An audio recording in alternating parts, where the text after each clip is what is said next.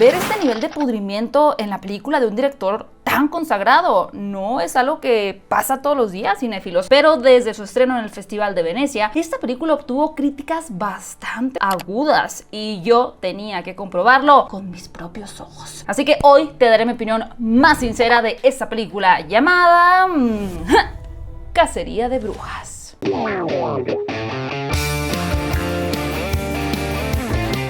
Cinéfilos y cinéfilas, bienvenidos a Fuera de Foco. Yo soy Gaby Mesa con Z y muchas gracias por acompañarme en esta opinión. Si aún no se han suscrito al canal, los invito a que lo hagan para que siempre estén recibiendo las últimas críticas, noticias, entrevistas y muchísimo más contenido cinéfilo aquí en Fuera de Foco. Vamos a ver, esta película es dirigida por Luca Guadagnino, quien nos ha traído cintas como Challengers, Call Me By Your Name, Queer, entre otras. Y en esta historia conocemos a Alma, interpretada por Julia Roberts, quien es una profesora de filosofía en Yale, cuya vida tranquila se convierte en un torbellino cuando su alumna favorita le dice que ha sido abusada por su colega favorito. A partir de ese momento, Alma entrará en un territorio hostil de indecisión y cuestionamiento sobre a quién apoyar, a quién creerle, por qué y las consecuencias. El maestro y colega es interpretado por Andrew Garfield y la alumna por Ayo Edebiri. Yo creo que a la mayoría de nosotros esta premisa nos suena bastante bien, ¿no? Bastante interesante. De hecho, me recuerda un poco a esa fantástica serie que si no han visto, los invito a que la vean, llamada Unbelievable, protagonizada por Caitlin Denver. Esta serie trata sobre una joven que denuncia un abuso y a la que nadie le cree. Esto hasta que dos detectives deciden tomar su caso en serio y descubrir una red de negligencia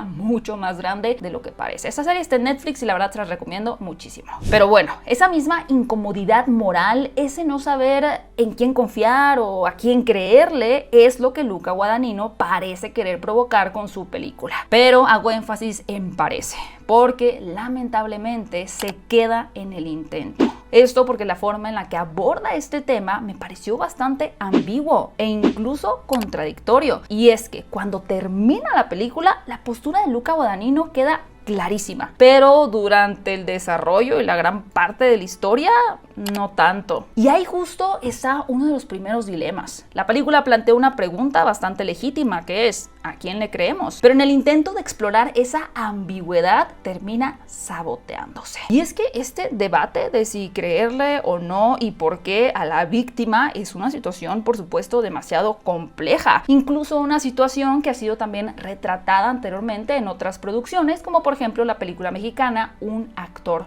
malo. Esa película en particular lo que hace muy bien es que te muestra a los personajes con toda su humanidad y contradicciones, intentando tener una vista al principio mucho más imparcial que, bueno, eventualmente evoluciona o la balanza se inclina hacia otro lado con los eventos que se van narrando. El director Luca Guadagnino, en cambio, decide poner el reflector sobre Maggie, pero no para iluminarla y verla como esta víctima que necesita ser rescatada, sino que la ilumina para quemarla. La convierte en un personaje que duda, que exagera, que pareciera manipular y sí, aunque tener ese tratamiento funciona para generar incomodidad, pues la verdad es que termina por inclinar la balanza de una manera muy desequilibrada. Esto provoca que a partir de ese momento o de tomar cierta postura, las dudas que tiene Alma, que deberían de sentirse como un terreno de conflicto interno, terminan convirtiéndose casi como en una sentencia. Y es que aquí ocurre algo bien extraño, que de pronto la situación se siente como un señalamiento, ¿no?, al público, a la audiencia de ¿cómo te atreviste a pensar eso? Cuando el director literalmente te está dando ese personaje, te está convirtiendo a ti en el que duda a partir de las herramientas que te muestra la película, las acciones y el carácter de sus personajes. Entonces lo que hace es sentarte en la silla de ese personaje, ¿no? De tú como público estás representando eso, te da información para asegurar el estar sentado ahí y luego convierte esa silla en una silla eléctrica, o sea, en la silla del culpable, en la silla del malo. Por otro lado, la película parece querer criticar a cierto tipo de discurso moralista, pero termina básicamente siendo lo mismo. Es como si la película quisiera decir, no todos los movimientos progresistas tienen la razón, pero en su afán de matizar, acaba burlándose de quienes intentan cuestionar estructuras. Por ejemplo, hay una escena en donde una de las alumnas de Alma le pregunta, oiga maestra, ¿usted a qué se refiere cuando habla del otro? Y bueno, la maestra la verdad es que se pone bastante intensa con esta pregunta, lo toma como un ataque, como si la estudiante le estuviera acusando de superioridad moral y le lanza un monólogo furioso sobre su generación. Que si son jóvenes privilegiados, que quieren moralizarlo todo, que no saben nada de la vida, bla bla bla bla. Hasta ahí suena como una discusión bastante interesante. Pero el problema es que Alma no se siente como un personaje que está perdiendo el control, se siente como la voz autoritaria del propio director. Para poner un contraste, seguramente algunos de ustedes recuerdan cuando Lydia Tarr, en la película de Tar, dice cosas parecidas. Pero en esta película entendemos que pues está equivocada, que su arrogancia es parte del problema. En cambio, cuando Alma toma esta postura, la película le enmarca con demasiada razón, como si sus palabras fueran una verdad incómoda que el público no quisiera escuchar. Y esa pequeña diferencia es la que convierte un análisis complejo en una contradicción que me parece involuntaria. La de una historia que está intentando cuestionar el juicio público mientras lo emite. O en palabras más sencillas, la película quiere hacernos pensar en cómo juzgamos a los demás, pero al final termina siendo eso.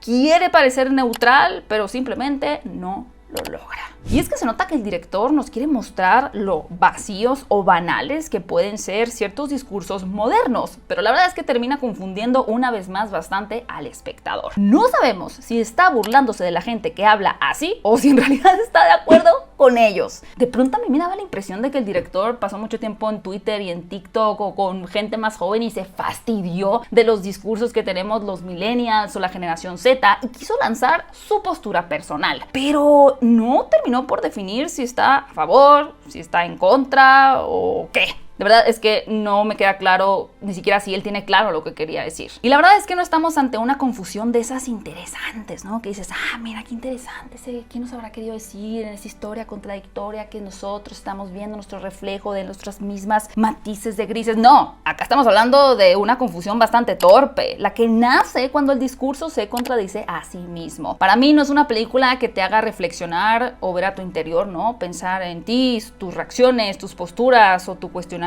Solamente te pone una venda, ¿no? Como para darle a la piñata de que dale, te da 5 vueltas, te lanzas y te las quita y luego, a ver, ¿qué entendiste? ¿Qué entendiste? Y tú así, no sé, como simplemente es muy confuso. De pronto da la impresión de que la película está escrita, sí, desde un impulso por decir algo, pero también desde el fastidio. Desde un, ¿saben qué? Gente mugrosa, llamarte de todo, disfrazado de una reflexión profunda. Al final los personajes discuten tanto sobre la moral, la verdad y el poder que uno termina sintiendo que está escuchando pues a un grupo de intelectuales en una escena que pues empezó bastante interesante, pero terminó con todos gritándose por Twitter y arrobando ahí al Temach. Eso sí, Julia Roberts está espectacular. Podríamos decir que es una de las mejores actuaciones de Julia Roberts en una de sus peores películas. Y Andrew Garfield no se queda atrás. Qué talento de verdad tiene este actor. Y ni hablemos de Ayo Edebiri. El elenco es muy poderoso y hace cosas superlativas. Ahora, en el apartado técnico, la película es bastante bella de ver, también de escuchar. Aunque hay algunas tomas que hacen énfasis en las manos, que entiendo el porqué, pero siento que rompían con el estilo y no tenían tanta congruencia con el resto de la fotografía de la película. Pero ¿saben qué es lo que más coraje me da? No la ambigüedad del discurso, que nos hagan sentir culpables a nosotros cuando nos dieron todos los elementos para ponernos en ese lugar. No, lo que más coraje me da es que la película tiene un final súper poderoso, un final tan interesante que dices, wow, o sea, eso sí que te pega súper duro, que de verdad podría haber sido 1000 veces más interesante que toda la película y la ambigüedad y contradicción anterior que nos lanzó el director. Ese final, para mí, hace toda la película, no porque responda a las dudas que tenías antes, sino por el simple conflicto que carga la protagonista. O sea, eso mismo en una película sería excelente. De pronto ahí jugándole al abogado del diablo, podríamos decir que simplemente Luca Guadagnino quería señalar la hipocresía de las personas personas que dicen estar en contra de los discursos progresistas. Es decir, como una burla o una crítica a lo anti-woke, pero curiosamente la película por gran parte termina sintiéndose justo del otro lado, como que a favor de eso, como para remarcar esas posturas. Es extraño, es confuso y yo siento que si vas a hablar de un tema tan complejo como este, que es delicado, sí tienes que tener una postura clara y eso no es algo que se logró con esta película. Yo por eso a Cacería de Brujas le doy 2 estrellas de 5. Cinéfilos, déjenme saber en los comentarios ustedes qué les pareció. ¿Les gustó muchísimo la película? ¿Les movió muchas cosas?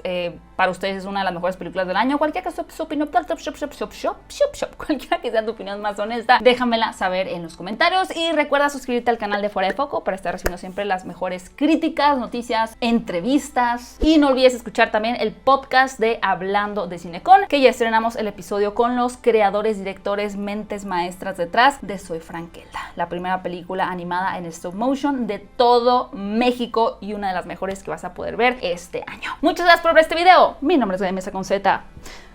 Adiós.